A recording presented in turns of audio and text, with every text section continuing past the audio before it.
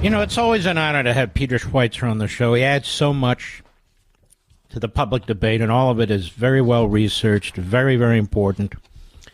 He doesn't write books about himself. He doesn't write books that are really tell-all books. He writes books about substantive things that affect our country. And his newest book, I think, is a powerful book, Blood Money, Why the Powerful Turn a Blind Eye While China Kills Americans. It's number one on Amazon right now. And it's number one on Amazon for a reason, because it is an absolutely crucial book. So you know what's happening to your country. And one of the things that Peter does is he names names. He stands by his research. Peter, how are you, my friend? I'm doing great. Great to be with you, Mark. Thanks so much for having me. It's always a pleasure. And you know, Peter, there are people who will put you on their programs because they want ratings, they want hits. I put you on my program because I want people to read your books. And I put you on my program because I want to give you an opportunity to talk. We covered some of this on Sunday night on Life, Liberty, and Levin. But you would really need hour after hour and after hour. This book is so compelling. First of all, let's start at the beginning. Why did you write this book? Why did you take on this subject? And as you started to chip away and look into this, did you go, oh, my God, this is unbelievable? How did this go? Yeah, I mean, great question, Mark. You know, I've watched, what's gone on to the country. You've talked about it. I think a lot of people talk about it around the dinner table. Like, what is happening to our country? They see the violence in the streets. They see the plague of drugs. They see the social unrest. They see the violence, and they wonder what's going on. And the explanation that's usually given is, it's just the decay of our society. That's just the way it is. And, I guess that's probably part of it.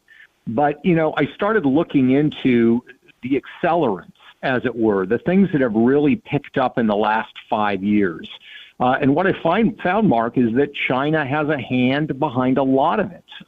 That's not to say they caused it, but they've certainly fanned the flames. And it's part of a strategy they have called disintegration warfare. And so the social chaos in our country, whether it's the violent protests, whether it's the trans movement, you find the hands of China, the money of China, the activism and covert activities of China in it. When you look at the plague of drugs, fentanyl, the leading cause of death of people under the age of 45, most people don't know that they're even taking fentanyl. And when they talk about it on, the news, Mark, they say, oh, the Mexican cartels are doing this, they're doing that. They are. But they were set up to do it, and they are being helped to do it by the Chinese government. This is part of a deliberate strategy. The two of the biggest funders of the trans movement in the United States happen to be billionaires in China, of all places. So it was very shocking to me. I didn't think it would take me to China in terms of the analysis, but that's where we ended up. And our country is at war, and we need to wake up to the fact that we are at war, and war is being waged on us. And let's name some names. You name them in the book. Let's talk about, as an example, Gavin Newsom, who is really a demagogue of the worst order, the way he goes around, what he says, and so forth and so on. But he goes to China and basically plays a basketball game and kisses Xi's ass. Tell us about him. Yeah, I mean, that's the other part of this book, Mark. Part of it is what China's doing to us. The other part is why our leaders are letting them do it, and they're not even calling them out. Gavin Newsom is a prime example of that. Gavin Newsom went to China, as you said, was very, very soft. He said he asked Chinese officials about fentanyl, but said there's no finger pointing. I'm not going to point any fingers. Meanwhile, fentanyl deaths in California are up more than 1,200% since 2016. And the question is why? I mean, you could just say, okay, he's stupid, but there's more than that. I mean, we dug in, and what we found, Mark, was that he has a long history going back to his tenure as the mayor of San Francisco of commercial ties and entanglements with figures in Chinese organized crime. And I don't use that term Chinese organized crime loosely. This is who those people are. So when he was mayor of San Francisco, he appointed a gentleman to be the head of economic development for Chinatown. He picked a guy named Alan Leung, who ended up being a dragonhead, that is a leader of a Chinese organized crime syndicate involved in the drug trade. And you think, okay, well, maybe he made a mistake.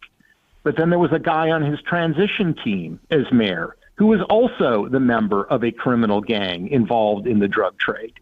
He became friends with a guy who was allegedly a reformed gang leader in Chinese organized crime, went by the name Shrimp Boy, of all things, gave money. Gavin Newsom's office gave money to the nonprofit that this guy was running.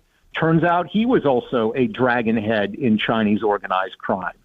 Then as mayor of San Francisco, he decides to launch a program called China SF, China San Francisco, designed to bring Chinese investment dollars into San Francisco. What could possibly go wrong?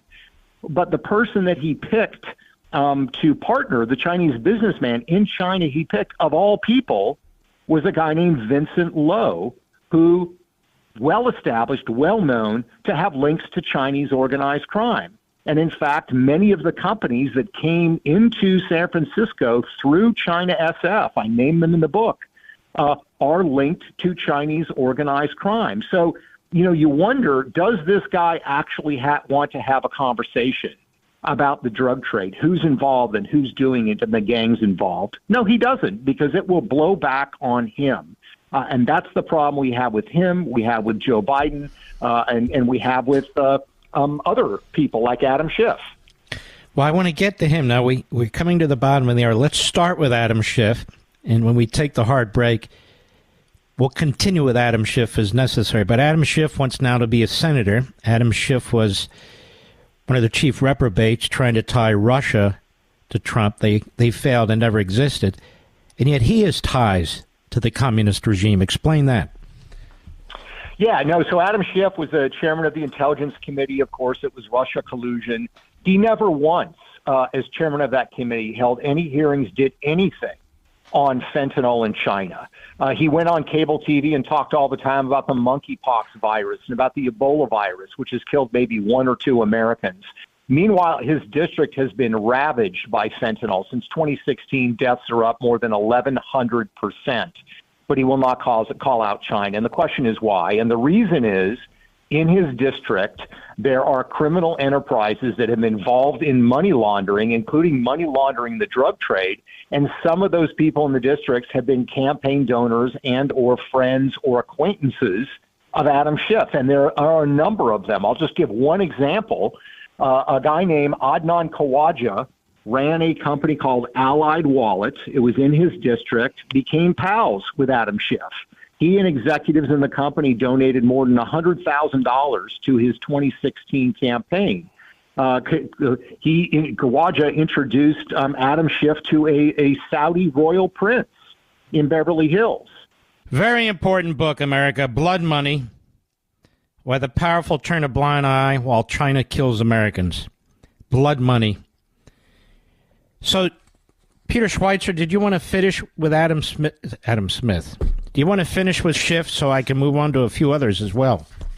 Yeah, sure, absolutely. So, bottom line, Adnan Khawaja became friends with Adam Schiff, introduced him to Saudi royalty, gave him more than $100,000 in 2016 for campaign contributions. By the way, when Schiff accepted those donations, it was known already that Khawaja was under investigation by the FBI for money laundering and other criminal activities. He fled the country. Turns out that company was involved with Chinese organized crime money laundering on a massive scale, and Khawaja is an international fugitive right now. So this is one of several examples of. So does Adam Schiff want to talk about China and the fentanyl trade? No, he doesn't, because it's going to blow back on him, and he's going to have to answer some very, very difficult questions about the people he was accepting money from. Now, you talk in the book about the likes of AOC. So AOC pops up on your radar. What did you find out? Yeah, so if you look at China, China has a strategy of disintegration warfare. They want to fragment the country, and they watch very closely what's going on in American politics. We got access to internal communications from a Chinese body called the Center for the Study of Foreign Marxist Parties. And this is a body that serves as sort of an intelligence service for the Central Committee of the CCP. And in those communications, they talk about with great enthusiasm what AOC and Bernie Sanders are doing on the American political landscape. They talk about in these reports about how the Communist Party USA, is in shambles. It really doesn't have much influence on American politics. But AOC and Bernie Sanders are not perfect vehicles, but they are still vehicles that the CCP can and is using to advance its interests in the United States. And again, AOC has a very pro-China tilt. She does not talk about the fentanyl crisis that is ravaging her district in New York. She talks about taxes and soaking the rich and all those sort of ideas, but she does not want to have a conversation because it is going to blow back on her. And the CCP is very favorably disposed by what they see her doing in American politics. And it's not just Democrats and Marxists, it's Republicans too, right? Yeah, exactly. A couple of them. One would be Mitch McConnell, the Speaker of the House. The Senate leader of the Republicans. Yeah. And Mitch McConnell, again, has nothing to say about China's role in fentanyl. There are other issues that Kentucky faces that China is causing, increased violence of the streets in Kentucky because of these devices that the Chinese are smuggling into Kentucky that convert handguns into machine guns. So you'd think that he would want to confront the Chinese on this, but he does not. And the reason is that his family owns a shipping company called Foremost, his wife's family, and they are wholly dependent upon the Chinese. And he knows that if he says something that offends the Chinese, they can destroy the business overnight. An additional problem, Mark, is an organization that I like a lot of what they do, the Club for Growth. The problem is one of their biggest donors, a guy named Let me guess. One of their biggest donors, because I read your book, is a massive investor in TikTok. Exactly right. One of the biggest shareholders. TikTok, some believe, is a $100 billion company, and he owns 20% of the company. So his stake is $20 billion. His firm owns that stake. So what he's doing is going around and trying to pressure Republicans into not supporting a ban on TikTok, not supporting a forced sale of TikTok, which was Trump's policy, which I think is the best solution, because he wants to keep his money, even though there is ample evidence that I show in the book that the Chinese, one of their officials considers TikTok to be a Trojan horse that they're using against the West, and I describe all the techniques that they say they're already using on TikTok to manipulate young people in this country. And yet this investor, this individual, is trying to pressure Republicans to avoid a ban or avoid a forced sale of TikTok. So let's be clear. The Club for Growth, which we all have supported in the past one way or another. Yeah. If it's not its major donor, it's certainly one of their biggest, is a multi-billionaire who's made a fortune off of TikTok and working with the communist Chinese through that company. And you have other stories in there. It's just the extent, the reach of the communist Chinese. The next book ought to be about Qatar, by the way. It's just unbelievable what they control. But that said, there's so many. Is it fair to say that so much of American policy, of American politics, has been bought and paid for by the Communist Party regime? Yes. And not only the Communist Party regime, Mark, but one of the themes in the book is how much the CCP regime is fused with Chinese organized crime. That President Xi, he developed and grew up and advanced in the Chinese Communist Party in Fujian province, which is the heartbeat of Chinese organized crime. And he basically struck a bargain with them and said, you can sell all the drugs to the West, you can do all your criminal activity, just be pro-CCP. And they said, that's a great deal. And so it's not just the CCP, it's Chinese organized crime, to the extent that Joe Biden himself and his family, there's a Chinese criminal leader who goes by the name White Wolf, who heads up a group called UBG. This is the group that everybody in Mexico says set up the Sinaloa cartel and made them the kings of fentanyl. They're the ones that have the vast majority of fentanyl pouring into our country. White Wolf had a business partner. That business partner gave the Biden family $5 million. So you literally have 1 degree of separation between our first family and the kings of fentanyl. And so it's not just the CCP. You're absolutely right. It's actually elements of Chinese organized crime that are engaged in criminal activities like drug smuggling in the United States. Is it also partly the reason why Biden would not really confront Xi and others would not confront Xi over the pandemic? I mean, they didn't push them. They didn't pressure them. There have been damn few hearings, particularly in the Senate with the Democrats and so forth. Is it because they really don't want to know the facts? Yes, that's exactly right. Another example of Americans being killed by communist China, not just the virus, the COVID virus itself, Mark, but we now know that for 2 months they knew that this virus was transferable from human to human, and they didn't tell the West. And during those 2 months, as I showed with leaked government documents, they cornered the market on protective masks. I'm not talking about the silly cloth ones that they were telling us to wear. I'm talking about the actual K95 masks that our doctors and nurses needed to treat sick people. We didn't have any of them in 2020. The reason was the Chinese lied about it, cornered the market, and then used that against us. So they maximized our body count, and they manipulated us into lockdowns by injecting false information into our country. There was a study, you remember, by a Professor Ferguson, Imperial College of London, that said if we don't imitate the Chinese with massive lockdowns, there will be 2 million people dead in the United States within a year. And this shocked everybody. This shocked the White House. This shocked Congress. Turns out that report, which triggered so much lockdown activity in America, was actually funded and conducted by Chinese research scientists. Imperial College of London has a long association with the CCP. I talk about it in the book. So this was their effort to get us to be like them. And to a certain extent, they were at least successful in places like California and New York. Folks, this book, I'm telling you, your jaw's going to hit the floor. From the very beginning to the very end, Peter Schweizer is really one of the few real investigative journalists that exists anymore, he and his team. This used to be what journalists did and have done. And I understand you're going to be on Jesse Waters tonight on Fox. Is that correct? Yes, I'll be on with Jesse Waters at 8:30 Eastern tonight. Are you getting, I hope, a lot of offers to come on from different Fox hosts and other on other platforms?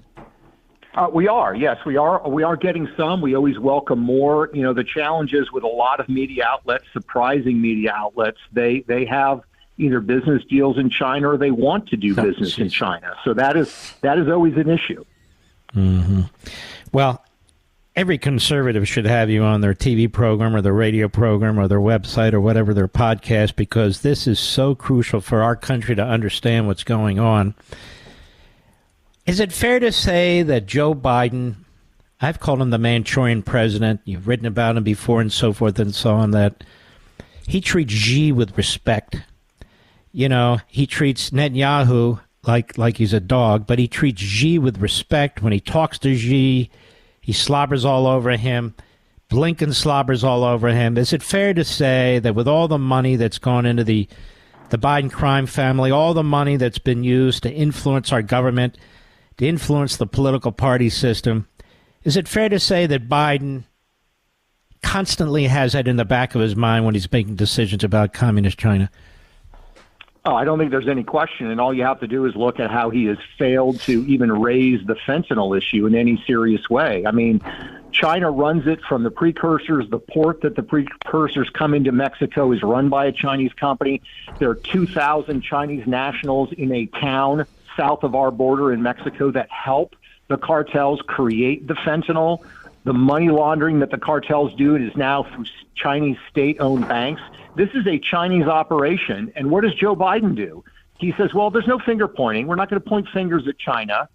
Tony Blinken went on CBS News last year and said, he thinks, his theory, Mark, is, well, some of those precursors are probably shipped by accident to Mexico by the Chinese. I mean, this is the level of absurdity it's reached. So when people say to me, well, how has this affected Joe Biden's policies? Look at fentanyl. We are losing 100,000 people a year. It's the leading cause of death for people under 45 in the United States today. Joe Biden will not even publicly confront the Chinese on this issue. Just imagine if the roles were reversed. If we were doing this to the Chinese, they would be in our face about it, and rightfully so. And yet our president will not even raise this issue publicly about this issue. You could see we can go on for hours, folks, but we don't have to. You can get this book. It's on sale immediately at Amazon.com. I'm looking there. If you order right now, you'll have it tomorrow morning. You got 1 hour to do it. It's in every major bookstore. It's on every major online bookstore as well. As I said, Amazon.com. And I want to thank you again. You do a fantastic job. Your team does. The people who support the Government Accountability Project do a fantastic job. And this book is absolutely crucial, folks. Absolutely crucial to have this as far as I'm concerned. And I hope you'll grab your copy immediately. Peter Schweizer will be on with Jesse Waters tonight. And you can enjoy watching that as well. I want to thank you, buddy. You take care of yourself now. Watch over your shoulders every now and then. I do. Thank you so much, Mark. Appreciate your support. All right. God bless. He's the best. He's a good man. Folks, please get the book. Not for me. Not for Peter. For you. People need to know what's going on in this republic. And you scratch your head and you wonder why certain things aren't being done and other things are being done. This helps explain it. That's for sure.